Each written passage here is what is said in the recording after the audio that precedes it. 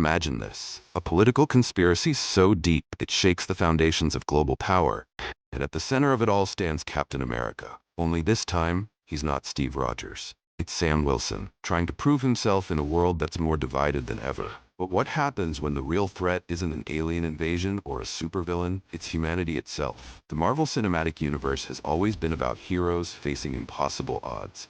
But Captain America, Brave New World takes things in a bold new direction, one that feels eerily relevant to our current times. This film marks the end of Phase 5 and serves as the 35th entry into the sprawling Marvel Multiverse saga. While it may not reach the heights of some of its predecessors, it delivers a story grounded in realism, exploring themes of trust, legacy, and the dangers of unchecked power. At its heart, Brave New World is a political thriller disguised as a superhero movie.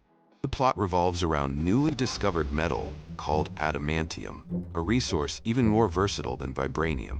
Its potential benefits could change the world, but its existence also sparks international tension.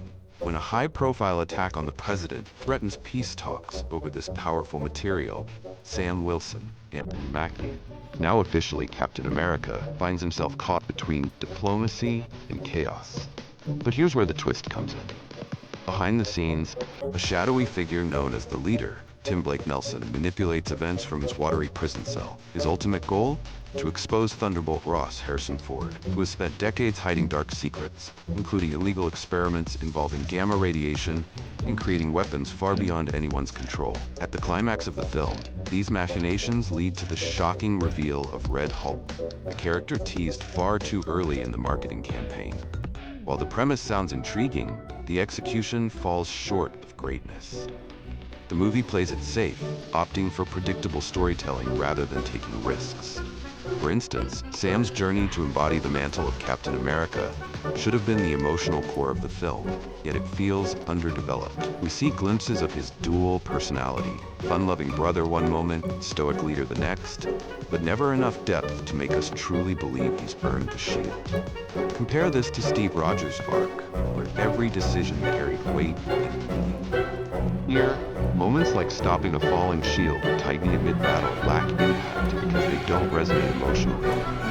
One of the film's biggest missed opportunities lies in its villain. The Leader, despite Tim Blake Nelson's solid performance, doesn't leave much of an impression. He hints at larger plans and untapped potential, but by the end, you're left wondering why he wasn't given more screen time. Meanwhile, Harrison Ford's portrayal of Thunderbolt Ross brings gravitas to the role, making him both intimidating and surprisingly sympathetic.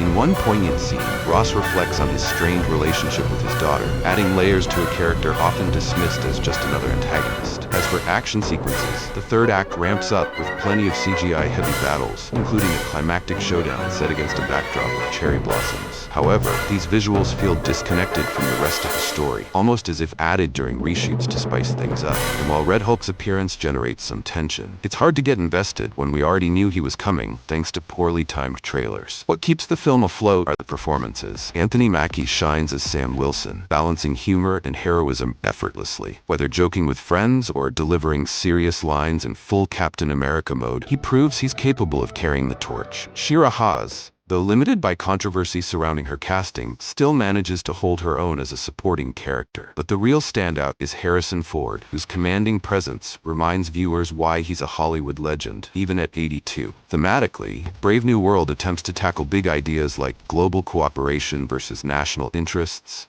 the ethics of scientific advancement, and whether true leadership requires sacrifice. Unfortunately, these concepts remain surface level, lacking the nuance needed to spark meaningful reflection. Instead, the film settles for mediocrity, playing it safe instead of challenging audiences. In terms of post-credit scenes, there's one worth noting. The Leader reappears in his containment cell, ominously warning Sam that everyone will fight to protect their worlds. This sets the stage for multiversal incursions hinted at in future projects like Thunderbolts. But without stronger stakes established earlier, the tease feels less impactful than intended. Is Captain America: Brave New World a bad movie? Not at all. It's entertaining enough for fans looking for lighthearted escapism. But for those hoping for a groundbreaking addition to the MCU, it might leave you wanting more. With strong performances, especially from Anthony Mackie and Harrison Ford, the film succeeds in small ways, but fails to deliver the hope and inspiration synonymous with the Captain America legacy. So tell me, did the action-packed finale excite you, or did the lack of meaningful stakes leave you cold? Share your thoughts below, because,